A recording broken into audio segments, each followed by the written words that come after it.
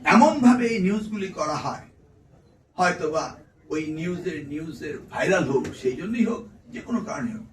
প্রথমত হলো আমি আবেদন জানাবো আপনাদেরকে, সাংবাদিক ভাইদেরকে, আপনারা যখন নিউজ করবেন তখন নিউজগুলো বলবেন যেটা ভুয়া। কিন্তু আপনারা নিউজ করেন এমনি ভাবে যে প্রশ্নপত্র আউট হচ্ছে, প্রশ্নপত্র একটা চিহ্ন, তার মানে আপনি বুঝাতে চাচ্ছেন যে আউট হচ্ছে। যেটা নিউজ না সেটা নিউজ করার তো কোনো দরকার নেই। আমি স্পেসিফিকলি নাম বলতে পারি, কালবেলা এইভাবে নিউজ করেছে। তার মানে ইন্টেনশনালি সাংবাদিকদের মধ্যে কেউ কেউ এটাকে প্রমোট করছে।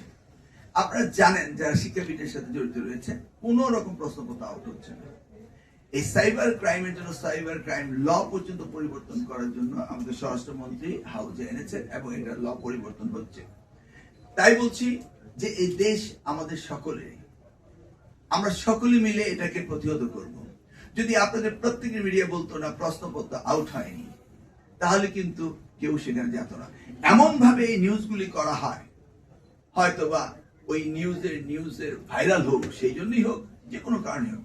আমরা আসলে সকলে সহযোগিতা চাচ্ছি। শিক্ষা মন্ত্রণালয় একা একটি সরকারকে চালানো সম্ভব না যদি সকলে মিলে সহযোগিতা না করেন। আমি বিনয়ের সাথে অনুরোধ করব, সাংবাদিক বন্ধুরা, আপনারা যারা নিউজ মিডিয়াতে এই চালাকি করে নিউজ করেন, আমরাও বুঝি, জাতীয় বুঝে না তা না, আপনারা দয়া করে ওইভাবে নিউজ করবেন যে প্রশ্নপত্র কোথাও আউট হয়নি, তাহলেই এটা প্রতিরোধ হবে। এটা একটা সামাজিক আন্দোলনে রূপান্তরিত করতে হবে।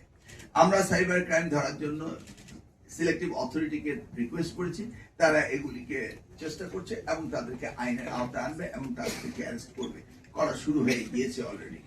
Anything within the media, social media, সেগুলি রেকর্ড করা হচ্ছে এবং সেগুলিকে স্ক্রিনিং করা হচ্ছে এবং তাদেরকে ধরার জন্য যা যা করানো করা হচ্ছে।